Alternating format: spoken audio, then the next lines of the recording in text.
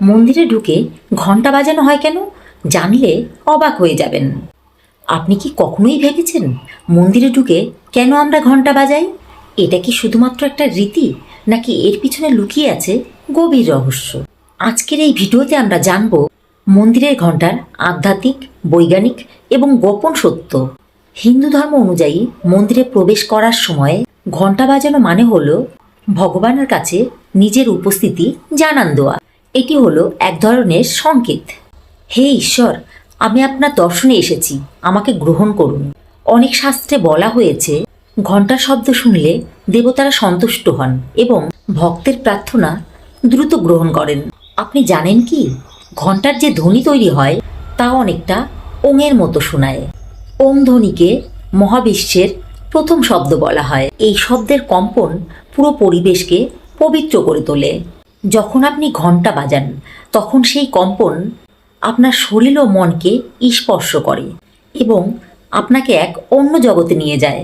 ঘণ্টার শব্দ আমাদের মস্তিষ্কে একটি বিশেষ প্রভাব ফেলে। এই শব্দ কয়েক সেকেন্ড ধরে প্রতিধ্বনি সৃষ্টি করে, যা আমাদের চিন্তা ভাবনাকে থামিয়ে দেয়। ফলে মন শান্ত হয়, মনোযোগ বাড়ে, প্রার্থনায় একাগ্রতা আসে। তাই মন্দিরে ঢুকেই ঘণ্টা বাজানো হয়, যাতে আপনি পুরো মন দিয়ে ঈশ্বরের সাথে যুক্ত হতে পারেন। প্রাচীন বিশ্বাস অনুযায়ী ঘণ্টার শব্দ আশেপাশের নেতিবাচক শক্তিকে দূর করে। এই কম্পন এমন একটি শক্তি তৈরি করে যা খারাপ এনার্জিকে ধ্বংস করে এবং পবিত্র পরিবেশ তৈরি করে।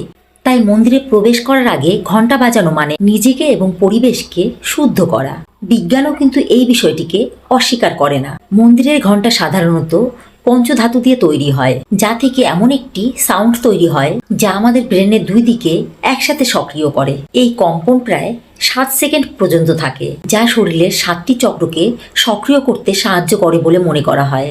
তাই এখন থেকেই যখনই আপনি মন্দিরে যাবেন, ঘণ্টা বাজানোর সময় মনে রাখবেন, এটি শুধু একটি রীতি নয়, এটি আপনার মন, আত্মা এবং ঈশ্বরের সঙ্গে সংযোগের একটি মাধ্যম। বন্ধুরা, আমার এই ভিডিওটি তোমাদের কেমন লাগলো? যদি ভালো লেগে থাকে প্লিজ লাইক, কমেন্ট, শেয়ার করে পাশে থাকবে। আর এই ধরনের নতুন নতুন ভিডিও তৈরি করতে আমাকে উৎসাহিত করবে।